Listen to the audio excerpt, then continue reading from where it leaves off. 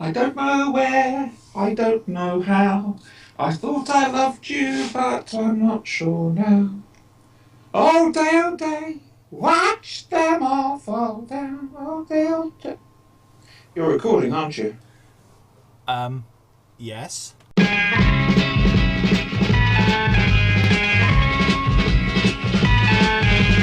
got to fight for what you want, for all that you believe. It's right to fight for what we want, to live the way we please. As long as we have done our best, then no one can do more. Hello there, welcome to the Flash and Bloke podcast. I'm Siobhan. I'm on a new camera. And you? I'm on candid camera, and I'm not Okay. Siobhan. No, that's true. Anyway, this is a sort of newsy reviewsy sort of thing, isn't it? Oh, do we need the? Can we have the new news ident? Go for it. This is the news.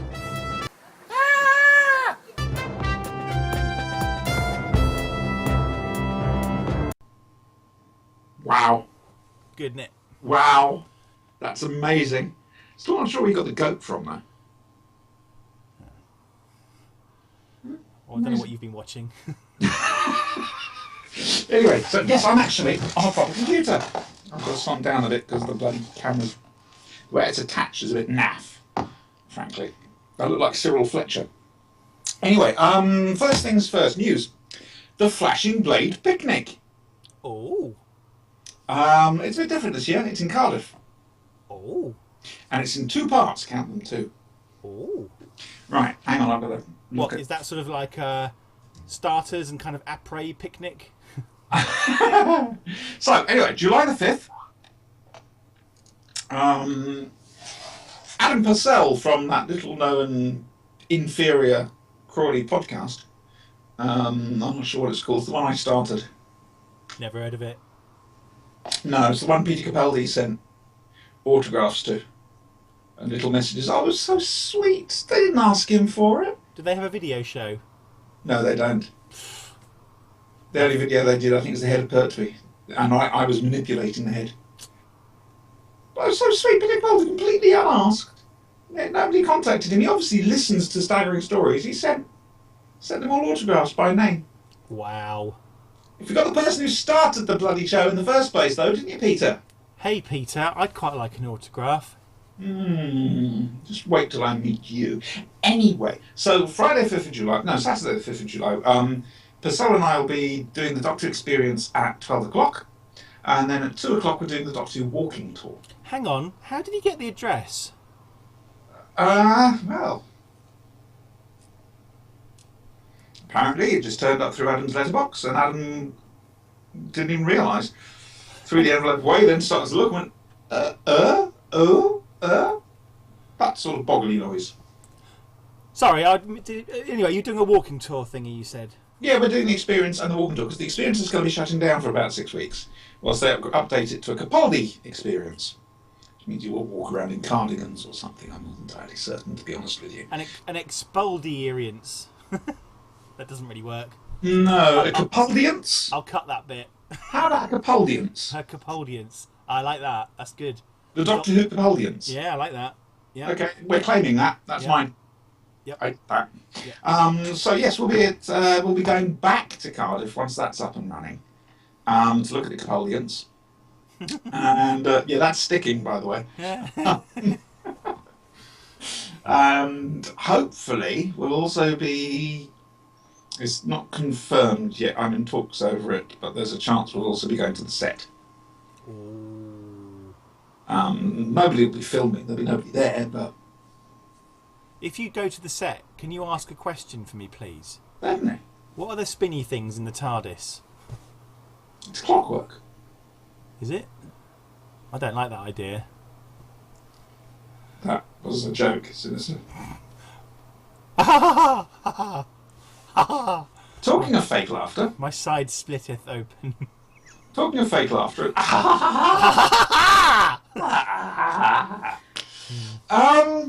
This is the first show we've managed to do since the news of Rik Mayall's death To say that was a kick in the gut to us both is putting it mildly. It was also a frying pan around the head, a poke in both eyes, and a kick to the ghoulies. And very possibly a cricket bat where a cricket bat shouldn't go. Not to mention that it's jeopardised our relationship with Mr. Jolly. Well, quite. Don't look at me, I'm irrelevant. Anyway, how to explain the importance of this to people of our generation, to people who don't know? Before what was known as the alternative comedians, we had, your Bernard Mannings who were doing racist and sexist jokes, Liz Dawson, who's a superb comedian, but a lot of it was mother-in-law stuff. But Liz Dawson, I think, I actually do take my hat off to Liz Dawson, it's a bad example. Jim Davidson. Jim Davidson. Racist, sexist, and utter complete. Basically, comedy was it was stuck. Well, they had. Was that the show on ITV? Was it The Comedians, which was just like a rapid fire? It was all the same jokes. Was it Jimmy Cricket and kind of Jimmy Cricket was on that. He turned up in the 80s, I think. Yeah.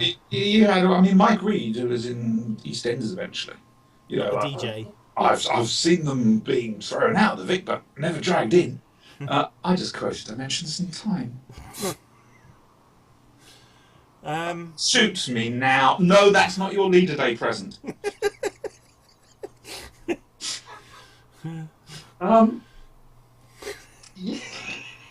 Jeez, I never thought I'd see the day when that happened. What have we come to? Anyway, suddenly this whole new thing burst on the scene. There was a program called, a special called Boom Boom Out Go the Lights, upon which was, now I'm quickly diversifying, a lot of this was actually happening in London at a club, or a couple of clubs, one of which was called the Comic Strip, or the Comedy Store. And suddenly there's a special called Boom Boom Out Go the Lights, and on it was a poet called Rik, who wrote the world's worst poetry, and was incredibly argumentative and angry at the crowd. Was he the people's poet? Oh, definitely the people's poet. Oh, thank you, people's poet. Now the pigs won't hassle us no more. Anyway, then things that they started to get a little bit organised. Television started to get interested in them because obviously it was popular. It was very, the papers didn't like him. How dare they challenge the mainstream and this, that and the other. However, it happened. And then, part of the Comic Strip, which was on Channel 4... Hello, Anthony. He's hungry. Oh, bless him. You've just cleaned your teeth, Anthony. Should you be eating? Go and do whatever you're doing. We're having a very serious conversation. Okay. About the people's poet. What's a poet? The people's poet. A bit like the people's princess. Dead. Anyway, too soon? I'll cut that bit as well. No, you won't. You'll leave it in. Because you'd appreciate it. A programme came on BBC Two called The Young Ones. Had Adrian Edmondson as a punk called Vivian. It was like a nuclear bomb going off in comedy. It was it was unlike anything we'd ever seen before. It was... Plainer took his Neil hippie character and put that in. General, I can't remember his name, General Thingy Bobby Centauran. Oh, Strax, Mike Ryan. Yeah, Michael Ryan. No, not Strax. Indeed. Yeah, you know who I mean. Yes. Yeah. Mike the Cool Person. It was Mike the Cool Person. That was his surname, the Cool Person. Alexei Sale was the entire Bolosky family. He was the landlord, if I remember rightly, wasn't he? He was. Jerzy was the landlord, and then there's all the others. And they had music in the show because apparently, if they had music, they could class it as light entertainment and not a comedy, and they had a bigger budget. Yeah. So you'd have Motorhead in the middle of an episode and stuff like that. And Rik was there. Yeah. And basically, four Mike, Vivian, Vivian Bastard, MD, Neil Whedon Watkins Pye, and Rik with a silent P. Posh, and Rik with a silent P. With a silent P. Scumbag College. Scumbag. Oh yes, and of course the hamster, SPG, Special Patrol Group. Yes, we've got a video. This was our Faulty Towers. This was, a friend of mine, Simon Dodkins, and back in touch with him, we were at school together, and we used to be able to quote entire episodes. I reckon we could still probably do the very last episode, Summer Holiday. In voices, characters, the whole thing. Look out, Cliff. Oh dear, because we're on a freedom moped. It was the most refreshing comedy out there. It was so different to what had gone before, and it was so funny. The slapstick involved was perfect. And it still holds up even now. Yes. All right, the attitudes are, well, in all fairness, how do we put it? And finally, Esther, you were sent in a potato shaped like a cat. How do we put it? It was a reaction against the time it was made, which was Thatcher. And as a result, it still stands up today because of what's going on with politics today. But it was just so damn funny. It was so different, so funny. And like Faulty Towers, it only went on for 12 episodes. Yes, they went no further. They didn't milk it. Nope. They then did the very first charity. They were in the very first comic relief thing. Well, Neil actually, Nigel Planer turned up at the recording for Band-Aid in character. And according to Mayall, that was the genesis for comic relief. Obviously, then you had the comic relief single, which was Cliff Richard and the Young Ones. Living Doll. Which has to be heard to be believed. Because Rick's god was Cliff Richard. And his voice was Felicity Kendall. Oh, Felicity, Felicity, your name rhymes with electricity. There's a lot of different people turn up in the Young Ones as well that you don't expect. Tony Robinson's in an episode, if I remember rightly. Yeah, Robbie Coltrane. Coltrane, yeah. As Doctor Not the 9 o'clock news. Stephen Fry. It's me, isn't it? Hugh Laurie as well, I think. Yeah? Oh, they're all there. Lenny Henry turns up in the last episode as a postman. A Nazi postman. You're okay, bottom of the world, Rick. And it's just shitless. It really is. If you can get the DVD of The Young Ones, get it. Because it's that comedy just at the right time at its purest. It's right. It's an ensemble piece. It's a proper sitcom. You've got the mum and the dad. And the sofa.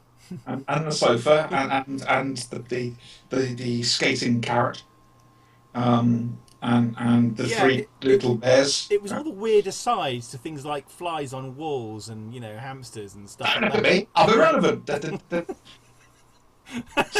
It was just completely out of left field. Just like, what was that all about? And it had very often had no bearing on the main plot at all. Oh wow! Look at that. What? It's a negative reality inversion. Yeah, that looked just like a negative reality inversion. Hello. Hello. We plant the seed, nature grows the seed, and we eat the No. Bloody good life. Oh, just see, it's stuck. 30 some odd years on, it's still there in us. Anyway, they went on. They made Filthy Rich and Cat Flap, only one series. Richie Rich is an actor, and it was a piss because they had so much grief of the established comedians. They decided to rip the piss out of them. Richie Rich is an established comedian actor and hangs out with Tarby and Brucey and Nigel Planer is Ralph Filthy. He's his agent, isn't he? Yeah. What their daughter? And I don't know anything about dodgy agents. No, you wouldn't do. And then, of course, you've got Ade Edmondson as Eddie Catflap. And that moved on to Bottom. Oh, via the Dangerous Brothers. Well, the Dangerous Brothers are around all the time, quite frankly. Although that was their stage show, which is dangerous. And then Bottom on BBC Two. I adore Bottom. utterly just brilliant. Eddie and Richie, or Rick and Aid. It's Kiki like the Bluch, rising damp of the 90s. it's just. And the thing is, Rik Mayall had also done stuff for ITV. He wanted something different, so they gave him Alan Bastard, a Conservative MP in the New Statesman, Lawrence Marks, and can't remember. Oh dear. But anyway, that's Michael Trout and there's your Doctor Who connection. They also, I don't know if you remember this, he did a kind of semi-serious kind of thing, Rik Mayall Presents. Yes. They did a series of that, which they only went for one series, but I seem to remember enjoying that. They tried to bring him back as Professor something or other, which didn't quite work a few years ago.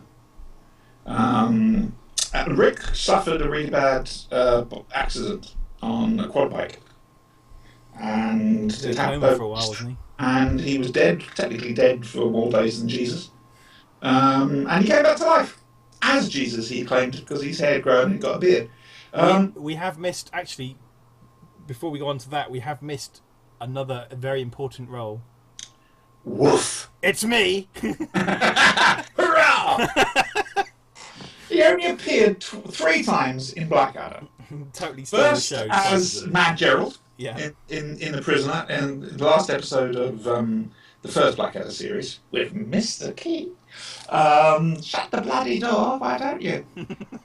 And then in the first episode of the second Blackadder as Lord Flashheart. Apparently, rumour has it that he just played it fairly dull and boring during rehearsals, and then went for broken during the take. And everyone's reactions are quite genuine. And you can see them just kind of completely flummoxed by the fact that this guy's come in for like 2 scenes stolen. and has completely stolen the entire show. And I remember going to school the next day, and in the dinner queue we're all doing woof. This is kind of... Yeah. Does anybody go up to a bearded teacher and go, "Hey, nice beard, gives me something to hang on to"? No, but I do remember the dinner lady saying, "I know what you were watching last night." And then Blackadder goes forth. He had a slightly larger role as Lord Flashheart in Private Plane. One of the 20-minuters. One of the 20 minuters. In fact, Aid Edmondson was in that episode with him as well, rather brilliantly as the German fighter race, Yeah. who was full of honour and nobility. And just ends up, well, yeah, we won't give away what happened. It was pretty sudden. Yeah, so Rick died. He had what seems to be a massive heart attack, massive cardiac problem, and it just kicked the living shit out of all of us who grew up. That was our comedy. That was us. That was the stuff we repeated in the school rooms the following day. Yep. We acted that and a few not new sketches. I seem to remember doing the PC Savage sketch. Savage. Putting my hand, tripping on something and putting my hand through a first floor window and nearly killing somebody underneath. That was embarrassing. I do like Adrian Edmondson's initial reaction to the news. Yes, now he's gone without me. The That bastard. bastard. I don't know if you've seen, but there's a video on YouTube of Yes. Adrian Edmondson playing a concert about 4 days after, and you can see he's quite choked up, but he does a few little kind of anecdotes. Yeah, yeah. It's quite nice. Trevor and Simon, the comedy duo, wrote a beautiful piece about it because they met them up in Manchester when way back, and whilst they were still at college and learning their ropes and comedy. And Rick apparently was really decent to them. So basically, we salute you, Rik Mayall. You utter bastard.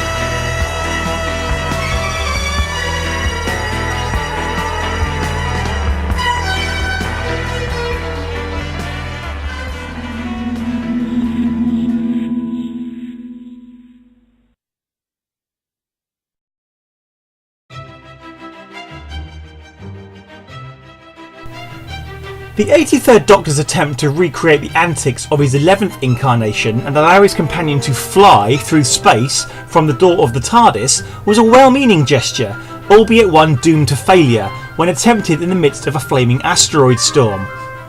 Fortunately, Millicent's resulting skull fractures, brain damage and third-degree facial burns only took 2 months to fully heal in the TARDIS medical bay, albeit she was then lost within the bowels of the ship for a further year due to the internal architecture of the craft rearranging itself apparently at random.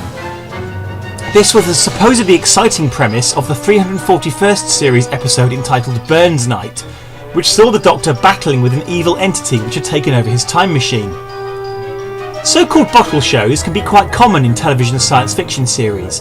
The name derives from the fact that they generally only take place on board the leading spacecraft associated with that programme, so they are cheap to make as they typically only use standing sets and employ the existing cast.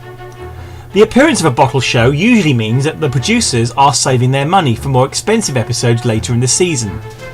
However, such shows are rare in Doctor Who, and unfortunately producer Jeff Cambridge Smythe's attempt to make such a show was a dismal failure in artistic terms and on the basis of actual cost. A whole 2/3 of the episode was given over to the Doctor rushing through what was obviously the same TARDIS corridor over and over again, opening doors in the search for Millicent. Said corridor was dressed to appear as if it were a different one each time, with occasionally only a slight change in lighting to give the impression it was at a lower level of the ship. Now this might have been okay for a 1978 episode of Blake 7, but the audiences of 2337 demanded a little more from their TV shows. Problem mainly lay with what was behind those doors. In a desperate attempt to avoid having to spend money on filming new sequences, the Doctor would fling open a TARDIS door only to see some badly superimposed footage from old 1970s episodes of The Two Ronnies or 1980s BBC variety shows with cabaret dancers and crooning Irish singers reciting old folk songs in rocking chairs. The Doctor would of course spend a few minutes studying this archive material before closing the door and moving on to the next one. Cambridge Smythe's ultimate dream for Doctor Who, the variety show he had always dreamed of. This material was supposed to be long out of copyright and thus free to use.